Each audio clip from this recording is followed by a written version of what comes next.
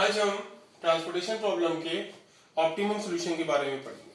ठीक है, आज का हमारा जो क्वेश्चन है उसमें एक हमारे पास कंपनी है जिसकी 3 कंस्ट्रक्शन साइट्स हैं S1, S2, S3। उन साइट्स पर उस कंपनी को सीमेंट की रिक्वायरमेंट है। ठीक है, अब वो सीमेंट कहां से मंगवाती है? उस सीमेंट मंगवाने के लिए उसके पास 4 प्लांट्स हैं, P1, P2, P3 and P4। Her plant से जब हम साइट्स पर सीमेंट को सप्लाई करते हैं तो यूनिट टन सीमेंट को सप्लाई करने की जो कॉस्ट है वो हमें दी हुई है 5, 8, 12, 7, 6, 10, 13, 4, 9 एंड 10, 13, 11। ठीक, हर प्लांट की अपनी कैपेसिटी है। पहले प्लांट की कैपेसिटी है 300, सेकंड की 600, थर्ड की 700, फोर्थ की 400 और हर साइट की अपनी डिमांड है। फर्स्ट साइट की 700, सेकंड की 500 और थर्ड की 800। हमें क्या करना है? हमें ऐसा ट्रांसपोर्टेशन प्लान बनाना है कि जो टोटल हमारे सीमेंट को सप्लाई करने की कॉस्ट है वो कैसी हो? मिनिमाइज हो, यानी कि रिड्यूस हो। ठीक, तो यानी कि ये हमारा मिनिमाइजेशन का क्वेश्चन है। इस क्वेश्चन को सॉल्व करने के लिए सबसे पहले हम क्या करेंगे, इस क्वेश्चन में वोगल्स अप्रोक्सीमेशन मेथड लगाकर इसका इनिशियल सॉल्यूशन निकालेंगे और उसके बाद हम इसकी ऑप्टिमलिटी को चेक करेंगे using MODI method. Vogel's approximation method से या पेनाल्टी मेथड से क्वेश्चन को सॉल्व करने के लिए आपको हर स्टेप में पेनाल्टी कैलकुलेट करनी पड़ती है। तो सबसे पहले हम रो वाइज और कॉलम वाइज पेनाल्टीज को कैलकुलेट करेंगे। पेनाल्टी कैलकुलेट करने का तरीका क्या होता है? रो में से 2 मिनिमम वैल्यूज निकालिए, उन दोनों का जो डिफरेंस होता है that is called penalty. First row में minimum value 5, next minimum value 8, दोनों का डिफरेंस कितना हो गया? 3। सेकंड रो में minimum value 6, next minimum value 7, difference is 1। Third row में 2 मिनिमम वैल्यूज कौन कौन सी है? 4 and 9, difference 5। And fourth row में 2 मिनिमम वैल्यूज है 10 और 11, डिफरेंस हो गया 1। यही काम कॉलम वाइज करना है। फर्स्ट कॉलम में minimum value 5, next minimum value 7, difference हो गया 2। सेकंड कॉलम में 4 एंड 6, 2 मिनिमम वैल्यूज हो गई, डिफरेंस हो गया 2। और लास्ट कॉलम में 9 और 10, 2 मिनिमम वैल्यूज हो गई, डिफरेंस हो गया 1। अब इन सारी पेनाल्टीज में से देखिए मैक्सिमम पेनाल्टी क्या है? 5, यानी कि हमें इसको सेलेक्ट करना है। मींस सेकंड रो में सबसे पहले गुड सप्लाई करोगे। कहां पर? जहां कॉस्ट कैसी है? मिनिमम। इस पोजीशन पर अगर हम बात करें तो इस पोजीशन के लिए अगर आप देखोगे तो हमारी डिमांड है 500 और है कितने हमारे पास गुड सप्लाई करने के लिए? 700। तो हम कितने गुड सप्लाई कर सकते हैं? 500 गुड्स यहां पर सप्लाई कर सकते हैं। जैसे ही आपने 500 गुड्स सप्लाई करे, डिमांड हो गई 0 और सप्लाई कितनी रह गई? 200। डिमांड जैसे ही 0 होती है आप पूरे कॉलम को क्रॉस कर देते हैं क्योंकि अब कहीं से भी गुड्स नहीं मंगवाई जाएंगे। अगेन अगले स्टेप में फिर से ये पता करने के लिए कि कहां पर गुड सप्लाई करने हैं, फिर पेनाल्टी निकालेंगे। पहली रो में 2 मिनिमम वैल्यूज निकालिए, 5 और 12, दोनों का डिफरेंस क्या हो गया? 7। सेकंड रो में 7 और 10, डिफरेंस 3। थर्ड रो में 13 एंड 9, डिफरेंस 4। फोर्थ रो में 10 एंड 11, डिफरेंस इज 1। अब ये कॉलम वाइज करेंगे। दो हमारी मिनिमम वैल्यूज क्या है? फर्स्ट कॉलम में 5 और 7, डिफरेंस 2। सेकंड कॉलम में कैलकुलेशन हो नहीं सकती क्योंकि सारी वैल्यूज ऑक्यूपाइड है। और थर्ड कॉलम में मिनिमम वैल्यू है 9 और 10, डिफरेंस इज 1। अगर आप सारी वैल्यूज को देखेंगे, सारी पेनाल्टीज को, तो मैक्सिमम वैल्यू क्या है हमारी? 7, यानी कि हमें फर्स्ट रो में सबसे पहले गुड्स सप्लाई करना पड़ेगा। कहां गुड्स सप्लाई होंगे? इस पोजीशन पर हमारे गुड्स सप्लाई होंगे 5 पर, जहां पर कॉस्ट 5 थी। ठीक, यहां पर डिमांड है 700 इस पोजीशन के लिए और कैपेसिटी 300 है।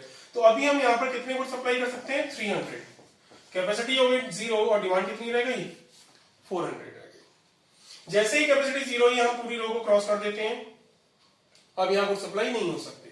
अगेन अगले स्टेप के लिए फिर से हम पेनाल्टी निकालेंगे। पेनाल्टी कैलकुलेट करने का तरीका क्या होगा? अगेन फर्स्ट रो में पेनाल्टी कैलकुलेट नहीं हो सकती क्योंकि सारी वैल्यूज ऑक्यूपाइड हैं। सेकंड रो में 2 वैल्यूज हैं, डिफरेंस हो गया 3। थर्ड रो में भी 2 वैल्यूज हैं, डिफरेंस हो गया 3, सॉरी डिफरेंस हो गया हमारा 4। 9 और 13 का डिफरेंस होता है 4। फोर्थ रो में 2 वैल्यूज हैं 10 और 11, मिनिमम वैल्यूज, इनका डिफरेंस हो गया 1। कॉलम वाइज अगर कैलकुलेट करें तो फर्स्ट कॉलम में minimum value 7, next minimum value 10, difference is 3। Second column में कैलकुलेशन हो नहीं सकती। थर्ड कॉलम के लिए मिनिमम वैल्यूज 9 और 10, डिफरेंस हो गया 1। अगर हम बात करें सारी पेनाल्टीज की तो इसमें से मैक्सिमम पेनाल्टी क्या है हमारी? 4, यानी हमने इसको सेलेक्ट करा और इस रो में हम उस जगह पर गुड सप्लाई करेंगे जहां पर हमारी कॉस्ट क्या है? मिनिमम, यानी कि 9 पर। इस पोजीशन पे डिमांड कितनी है? 800 और सप्लाई कितनी है? 200। तो अभी हम यहाँ पर 200 गुड्स सप्लाई कर सकते हैं। यहाँ पर सप्लाई हो गई 0, डिमांड कितनी रह गई? 600। जैसे ही सप्लाई 0 हुई आप पूरी रो को क्रॉस कर देते हो क्योंकि यहाँ पर गुड सप्लाई नहीं हो सकती। अगले स्टेप के लिए फिर से हम पेनाल्टी निकालेंगे P4।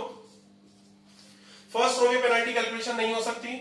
सेकंड रो के लिए दो वैल्यूज हैं, दोनों का डिफरेंस है 3, पेनाल्टी हो गई 3। थर्ड रो में सारी वैल्यूज ऑक्यूपाइड है, पेनाल्टी कैलकुलेट नहीं होगी।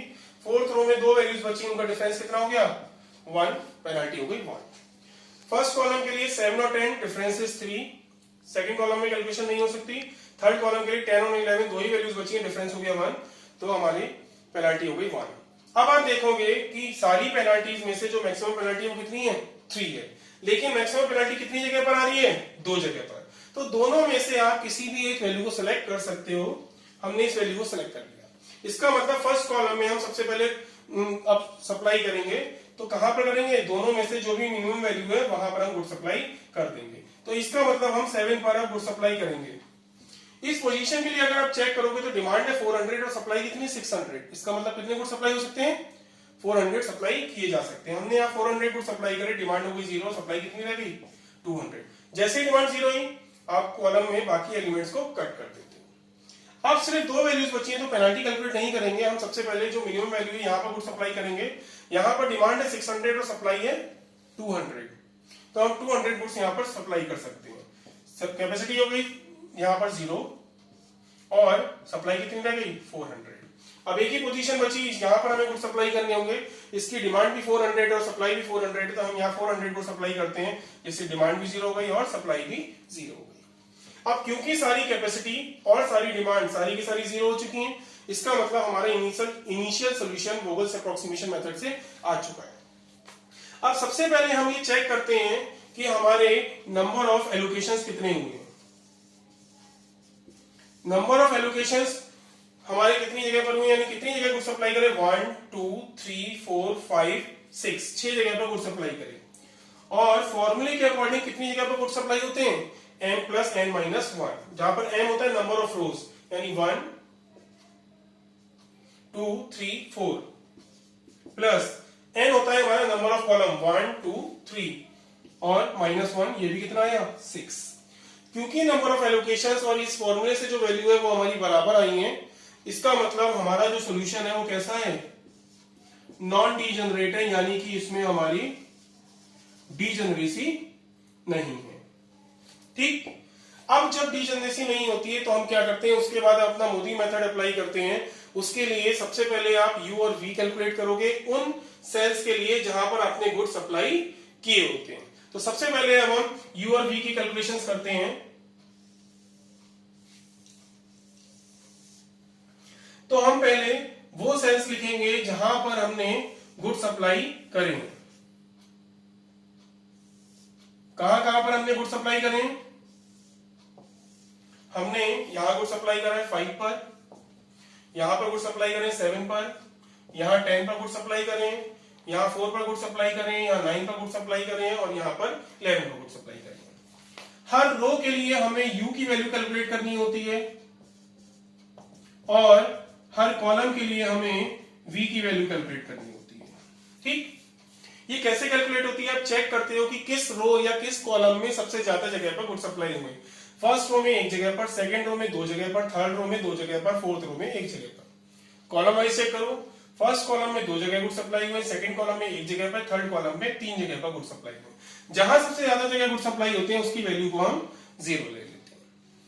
अब हम इसकी हेल्प से बाकी वैल्यूज कैलकुलेट करेंगे। कैसे, अगर हम इस सेल की बात करें, इस कॉस्ट की बात करें, तो इसका U और इसका V सम होकर या ऐड होकर 10 होना चाहिए। V हमारा 0 है तो U कितना हो गया 10। इस वैल्यू के लिए इसके U और V का सम 9 होना चाहिए। V हमारा 0 है तो U कितना हो गया 9। इस सेल के लिए U और V का सम 11 होना चाहिए। V हमारा 0 है तो U कितना हो गया 11। इस सेल के लिए U और V का सम 4 होना चाहिए था, पर U ऑलरेडी 9 है तो V कितना हो जाएगा -5। इस सेल के लिए U और V का सम 7 होना चाहिए था। U हमारा ऑलरेडी 10 है तो V कितना हो जाएगा -3। इस सेल के U और V का सम 5 होना चाहिए। V हमारा है -3 तो U कितना हो जाएगा 8। सारे U और V की कैलकुलेशन आ गई। तो अब हम क्या करेंगे, कैलकुलेट करेंगे क्या DIJ फॉर अनऑक्यूपाइड सेल्स, यानी कि जहां पर अब हमने गुड सप्लाई नहीं किए थे उन सेल्स के लिए हमें क्या करना पड़ता है, डीआईजे कैलकुलेट करना पड़ता है। ठीक, तो अब हम डीआईजे कैलकुलेट करेंगे। डीआईजे कैलकुलेट करने के लिए हम वो सेल्स लिखेंगे जहां पर हमने गुड सप्लाई नहीं किए थे। ठीक, कहां कहां पर गुड सप्लाई नहीं हुए हैं? इन सारी पोजीशंस पर गुड सप्लाई नहीं हुए, तो इनकी कॉस्ट आप दिए हुए क्वेश्चन से लिखोगे 8, 12, 6, 13, 10 एंड 30। U और V की वैल्यू सेम पुरानी वाली टेबल से आपने जो कैलकुलेट करी थी वही हम लिख लेते हैं, क्योंकि डीआईजे कैलकुलेट करने के लिए हमें U और V की जरूरत पड़ती है। ठीक, V1 is -3, V2 is -5, V3 is 0। ठीक है, अब हमें जिस सेल के लिए डीआईजे कैलकुलेट करना होता है उसका U और V ऐड करते हैं। तो इस सेल के लिए देखें U है 8, V है 0, दोनों को ऐड करोगे 8 और इस कॉस्ट में से माइनस कर दो। 12 - 8 is 4। इस सेल के लिए इसके U और V को ऐड करो, कितना हो गया? 8 और -5 3, इसमें से सबट्रैक्ट करोगे तो क्या आएगा? 5। इस सेल का U और V ऐड करो, 10 - 5 5 और इसमें से सबट्रैक्ट करो 1। इस सेल के लिए U और V को ऐड करो, 9 और -3 हो गया 6, उसको इस कॉस्ट में से माइनस कर दो, क्या आएगा? 7। इस सेल के लिए U और V का सम कितना हो गया? 11 - 3 होता है 8 और इसमें से माइनस करोगे हो गया 2। इस सेल के लिए U और V को सम करो, हो गया 6, इसमें से माइनस करोगे तो कितना आएगा? 7।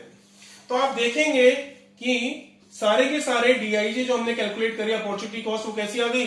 ग्रेटर देन इक्वल टू 0 आ गई। इसका मतलब हमारा जो सोल्यूशन है वो कैसा था? ऑप्टिमम हो गया। ठीक, अब हम ऑप्टिमम सॉल्यूशन निकालेंगे कैसे? हमें दिया हुआ था क्या कि हम इन प्रोडक्शन हाउस से क्या करते हैं? इन साइट्स पर सीमेंट्स को सप्लाई करते हैं और हमें कॉस्ट दी हुई थी। तो इसका मतलब हमारी जो मिनिमम कॉस्ट होगी वो कैसे मिलेगी? हमें मिनिमम कॉस्ट निकालेंगे कैसे? आप यहां पर देखिए, हमने 300 गुड सप्लाई करे थे एट द रेट ऑफ ₹5 पर टन। 300 टन सीमेंट सप्लाई करा था और एट द रेट ऑफ ₹5 पर टन, तो टोटल कॉस्ट कितनी हो गई? 300 5 1500। यहां हमने 400 टन सीमेंट सप्लाई करा एट द रेट ऑफ ₹7, तो टोटल कितना हो गया? 2800। यहां पर 200 टन सीमेंट सप्लाई हुआ एट द रेट ऑफ ₹10 पर टन, तो टोटल कॉस्ट हो गई 2000। यहां पर 500 टन सीमेंट सप्लाई हुआ एट द रेट ऑफ ₹4, तो टोटल कॉस्ट कितनी हो गई? 500 4 2000। यहां पर हमने 200 टन सीमेंट सप्लाई करा एट द रेट ऑफ ₹9, तो टोटल कॉस्ट कितनी हो गई? 200 9 1800। यहां पर हमने 400 टन सीमेंट सप्लाई करा एट द रेट ऑफ ₹11, तो टोटल कॉस्ट कितनी हो गई? 4400। और जब आप इन सारी कॉस्ट को सम करोगे तो ये टोटल आपका कितना आ जाएगा? 8 और 5 13, 13 और 8 21 और 4 25, कैरी 2 3 4 5 6 7 8 9 10 और 14। यानी कि हमारा जो टोटल खर्चा आएगा सारे सीमेंट को सप्लाई करने का वो कितना आएगा? ₹14,500। तो ये हमारी जो कॉस्ट आई वो इस दिए हुए ट्रांसपोर्टेशन प्रॉब्लम का क्या है? ऑप्टिमम सॉल्यूशन है। ठीक है, थैंक यू।